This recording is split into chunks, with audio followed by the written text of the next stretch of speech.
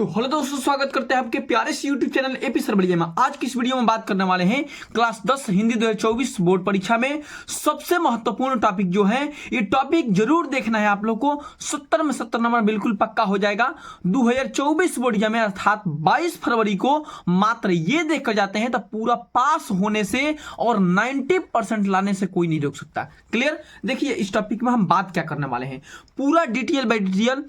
केवल हम 50 नंबर के यहाँ पे तैयारी करवाने वाले हैं।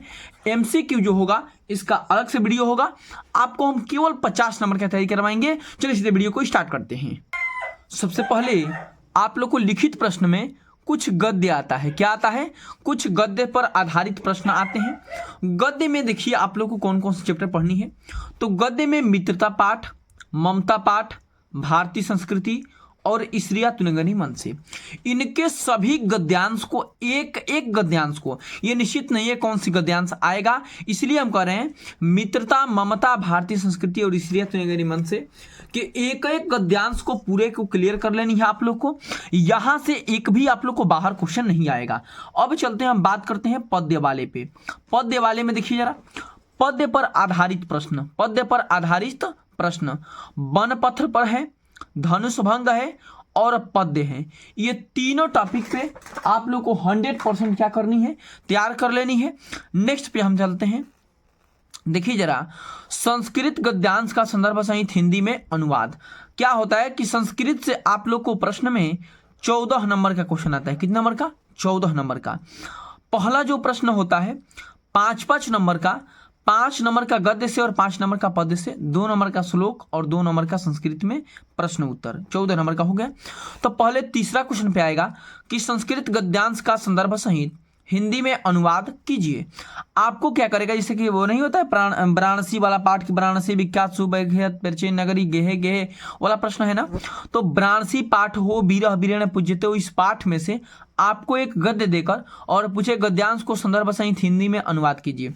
आपको संदर्भ पहले लिखना होगा, प्रस्तुत गद्यांश हमारी पाठ्य पुस्तक हिंदी के वाराणसी नामक पाठ से उद्धृत है, ऐसे लिखना होता है। ठीक है ना? उसके बाद से ये वाराणसी पाठ को देख लीजिएगा और बीरह बीरेण पूज्यते को देख लीजिएगा। इसके बाहर आप लोग के एग्जाम में कुछ भी नहीं आएगा। नेक्स्ट चलते हैं, अगला टॉपिक देखिए। अगला हमारा टॉपिक है, अगला टॉपिक है चौथा नंबर, संस्कृत का पद्यांश का संदर्भ सहित हिंदी में अनुवाद। एक गद्य का आता है संस्कृत में, एक पद्य का आता है।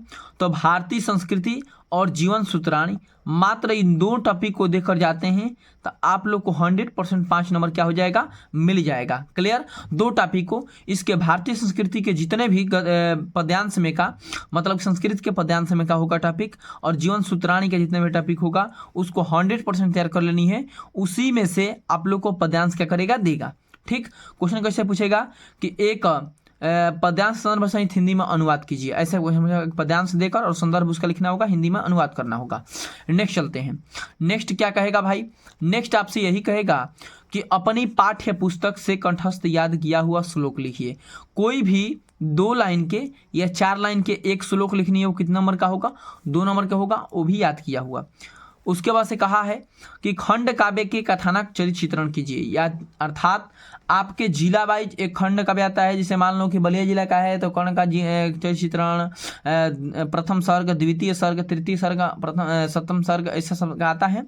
तो आप लोग क्या करना है, अपने सीरीज के अनुसार, अपने जिले के अकॉर्डिंग आप लोग को खंड काव्य तैयार कर लेनी है, इसमें से आएगा। नेक्स्ट आपको जो मोस्ट इंपॉर्टेंट टॉपिक है वो है जीवन परिचय। क्या है भाई? जीवन परिचय। और देखिए यहाँ पे लेखक का जीवन परिचय, उनके कृतियों पर प्रकाश डालिए। तो लेखक में देखिए आचार्य रामचंद्र शुक्ल, जयशंकर प्रसाद और डॉक्टर राजेंद्र प्रसाद। मात्र लेखक में यही पढ़नी है और इनकी एक रचनाएं पढ़नी है, वो पढ़ लिए तो आप लोग को 100% इसमें क्या कितना नंबर मिलेगा? 5 नंबर एकदम गारंटी क्या हो जाएगा, मिल जाएगा। चलते हैं नेक्स्ट टॉपिक पे। चलिए भाई, अगला टॉपिक है प्रश्न 8वां कि कवियों का जीवन परिचय एवं उनके कृतियों पर प्रकाश डालिए। एक लेखक का जीवन परिचय आता है और एक कवि का जीवन परिचय आता है। तो लेखक का जीवन परिचय अभी हमने पढ़ा कि क्या क्या पढ़ना है आप लोग को। कवि के जीवन परिचय में सूरदास, तुलसीदास और बिहारी लाल या महादेवी वर्मा, इन दोनों में से एक कोई पढ़ लीजिएगा। सूरदास तुलसीदास का अनिवार्य है, इसको पढ़ना एकदम अति आवश्यक है। उसके बाद से कहा है कि निदों को संस्कृत में उत्तर दीजिए, कि निदों को संस्कृत में उत्तर दीजिए। तो इसको आप लोग क्या कीजिएगा कि वाराणसी से, उसके बाद से कुछ टॉपिक है और एक दो चैप्टर है उसमें हम बता देंगे, हिंदी में एक वीडियो में बताए भी हैं, उसको देख लीजिएगा। और अगला टॉपिक है हमारा पत्र लेखन और निबंध, इस पे थोड़ा सा काम करते रहे हैं। पत्र लेखन में आप लोगों को पत्र केवल लिखने की तरीका होना चाहिए कि उसमें क्या लिखते हैं, महोदय, निवेदन है कि इस टाइप से, और नहीं तो उसमें अंदर के टॉपिक को नहीं लिखा याद किया जाता है।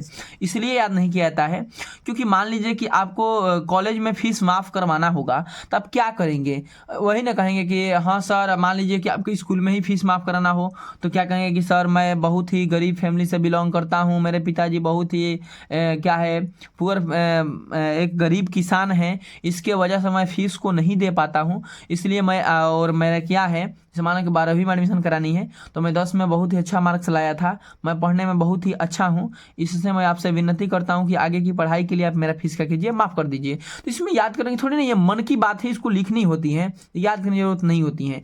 इसी तरीके से हमारा निबंध है, निबंध को भी कभी याद नहीं किया जाता है क्योंकि आप मान लीजिए हाई स्कूल में तो रट ले रहे हैं, लेकिन जब आप यही इंटर क्लास में जाएंगे तो आपको 33, 34, 35 करके निबंध मिलेगा, कितना आप रटेंगे उसमें से एक लिखना होगा। तो इसीलिए कहा था कि निबंध को रटा नहीं आता है, जैसे विज्ञान का एवं अभिशाप है, आतंकवाद का कारण है एवं निवारण है, शिक्षा एवं शासन है, पर्यावरण प्रदूषण है, इन सभी पे अगर निबंध नहीं आता होगा तो निबंध का एक हम लेक्चर टाइप के वीडियो लाकर आ रहे हैं बहुत ही जल्द, अर्थात कल या परसों वीडियो आ जाएगा, आप उस लेक्चरों को देख लीजिएगा। निबंध 1 मिनट में या 1 सेकंड में या 2 मिनट में कैसे याद करें, उस निबंध में यही चीज़ बताया रहेगा।